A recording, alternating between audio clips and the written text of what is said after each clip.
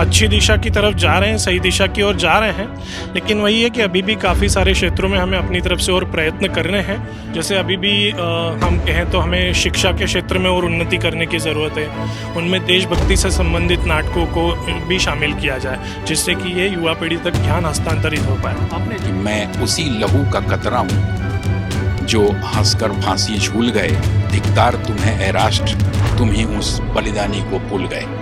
हाजीपुर के गांधी आश्रम में जो लोग खाना बनाया करते थे और जिसका बनाया ये लोग खाते थे, मैं उस समय की बात कर रहा हूँ, 1930-32 की बात कर रहा हूँ। तो वो लोग सब दलित वर्ग से ही आते थे और ये लोग जानबूझ के उनसे कहते थे कि खाना आप बनाओगे और हम लोग सब एक साथ बैठ के खाएंगे। मैं तो पॉलिटिक्स में बारे में अभी नहीं बताऊंगा।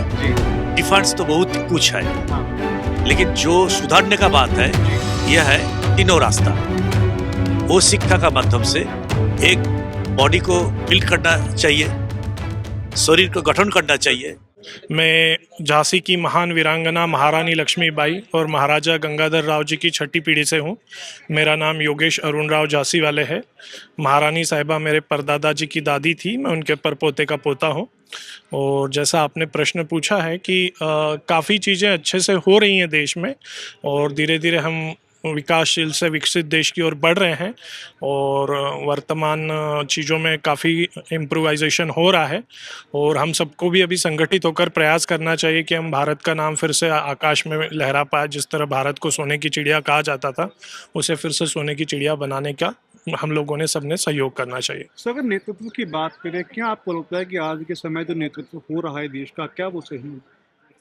हाँ, मीन्स हम एक अच्छी दिशा की तरफ जा रहे हैं, सही दिशा की ओर जा रहे हैं, लेकिन वही है कि अभी भी काफ़ी सारे क्षेत्रों में हमें अपनी तरफ से और प्रयत्न करने हैं और सभी को अपना उसमें सहयोग देना है, योगदान देना है और सबके सहयोग से ही हमारा देश और आगे बढ़ेगा।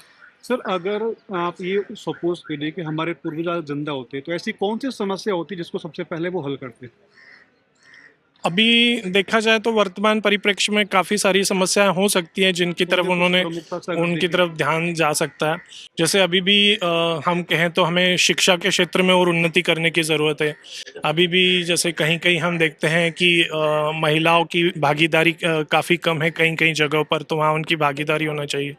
और जैसे हम देखते हैं कि कहीं कहीं अभी भी महिलाओं पर जो अत्याचार वगैरह हो रहे हैं, तो उनमें अभी और इम्प्रोवाइजेशन होने की ज़रूरत है। समाज को शिक्षित किया जाए जिससे कि सभी में समानता का ये मैसेज जाए और देश आगे बढ़े। हाँ, सर, मेरा लास्ट सवाल है कि आज के समय में युवाओं में देशभक्ति है वो कम हो रही है, केवल 15 अगस्त 26 जनवरी को देखने को मिलती है। जी जी। तो क्या आपको लगता है कि उन युवाओं को कुछ नई सोच रखनी चाहिए?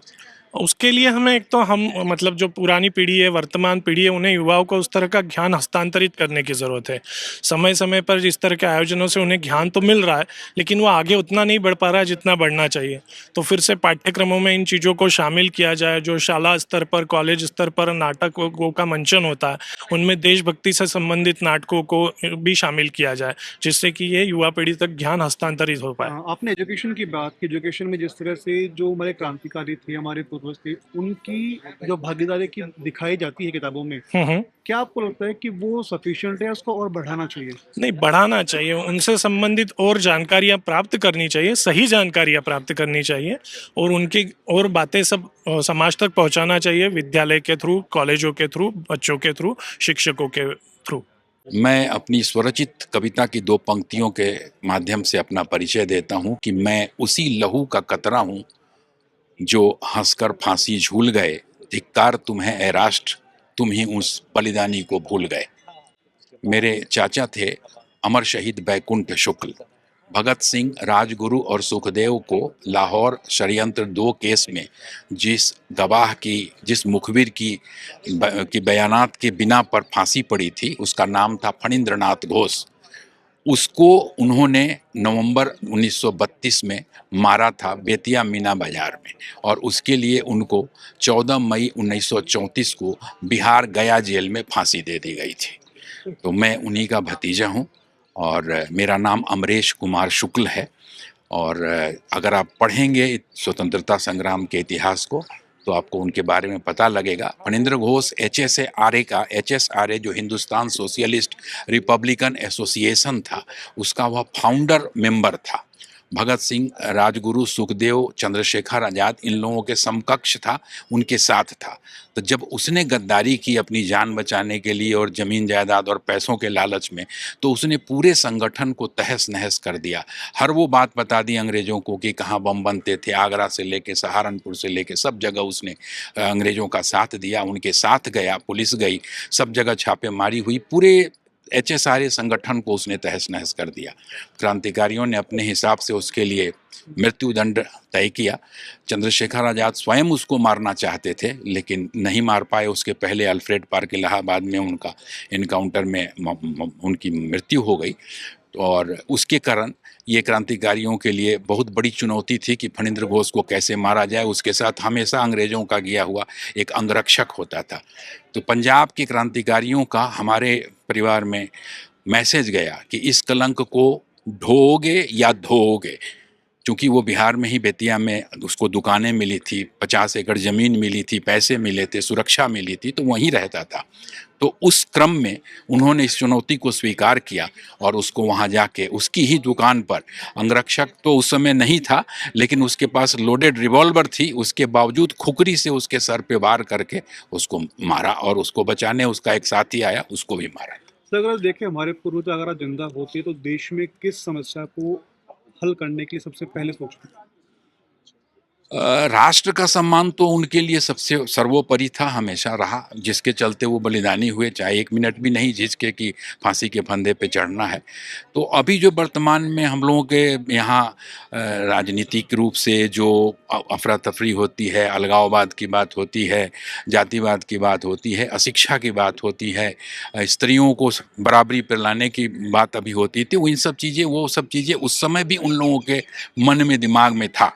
स्वयं मेरे चाचा, मेरी जो चाची थी, उनकी जो पत्नी थी, राधिका देवी उनका नाम था, वह भी क्रांतिकारी उनके साथ ही थी, वो भी क्रांतिकारी थी, उनके साथ ही। और वो 28 साल की उम्र में उनको फांसी पड़ी थी, तो कितनी छोटी उम्र की होंगी, उनसे 7 साल 8 साल छोटी थी, तो उसी उम्र में उनको वैधव्य हो गया था।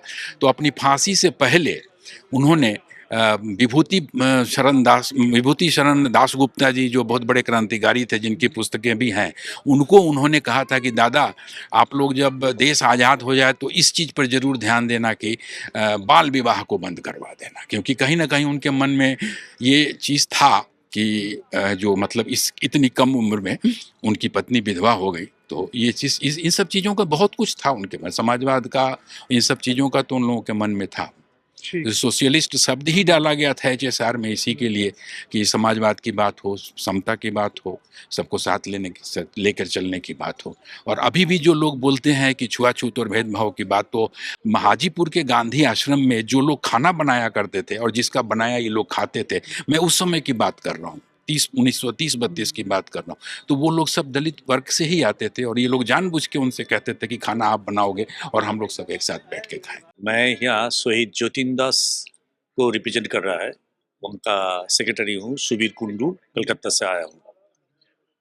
बात है कि मैं हिंदी अच्छा नहीं बोल पाया, तब भी हम कोशिश करेंगे। तो देखिए, जतिन दास जो भगत सिंह था, राजगुरु था, उनका साथ मिलके बम बाइंडिंग किया। वो बम बाइंडिंग में उनका जेल भी हो गया। उसके बाद लाहौर जेल में उनको अरेस्ट किया। अरेस्ट करने के बाद वहाँ जो थीप और चोर ऐसा कुछ आदमी था, उनके साथ जो जेल जो माने जो शहीद है, शहीद नहीं, जो क्रांतिकारी है, वो क्रांतिकारी के साथ एक ही पैटर्न से उन लोग को रख दिया। इसलिए उन लोग प्रोटेस्ट किया, जो ये नहीं हो सकता, जो राजबंदी है और जो थीफ और ऐसा कुछ मर्डर ऐसा कुछ है, वो दोनों का अलग होना चाहिए। इसलिए वो लोग वहाँ पर कंप्लेन किया। तो कंप्लेन में पहले भगत सिंह, राजगुरु, ये लोग सब मिल के बोला फास्टिंग करेंगे। पहले जतिन दास फास्टिंग के लिए चिंता नहीं किया, लेकिन उनका बोला जो फास्टिंग करना है, तो इसी ढंग से वो फास्टिंग शुरू किया। लेकिन बीच में राजगुरु भगत सिंह बोला ठीक है, वो हम लोग का थोड़ा जो हम लोग जो मांग रहा है थोड़ा थोड़ा मान लिया, बाद में थोड़ा थोड़ा मान लेंगे। तो बोला नहीं, पूरा मानना पड़ेगा, तब भी हम हमारा फास्टिंग कंप्लीट करेंगे। तो पूरा नहीं माना, इसलिए 63 डेज अनशन किया। 63 अनशन के बाद उनका देहांत हो गया। तो उस टाइम में जो इंग्रेज था उनका भाई को लेके आया, तो कोशिश किया कि जैसे वो फास्टिंग ब्रेक करेंगे, लेकिन वो फास्टिंग ब्रेक नहीं किया। तो ये एक संदेश है, जो संदेश देशवासी के लिए, जो हम लोग को इंग्रेज के साथ लड़ाई करना पड़ेगा।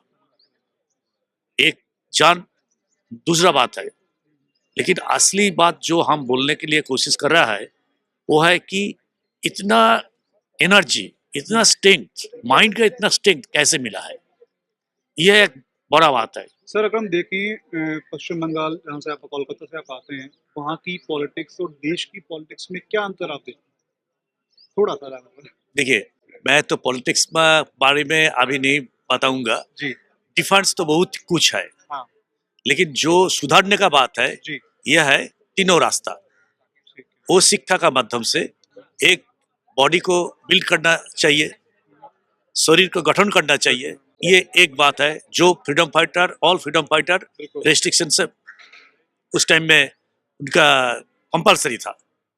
दूसरा है कि चरित्रों में जो असली स्ट्रेंथ आएगा वो आता है जो शास्त्रीय जो नॉलेज है, जो आध्यात्मिक नॉलेज है, जो जिसको मिलता है अपने गीता से, जिसको मिलता है उपनिषद से, जिसका मिलता है कोई भी आध्यात्मिक जो बुक है वहाँ से।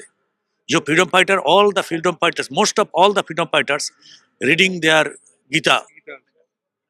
इवन जो जिसको हम लोग मानता है वेस्ट बंगाल से, जो ये विप्लव का गुरु वो है रामकृष्ण देव, उनका शिष्य विवेकानंद।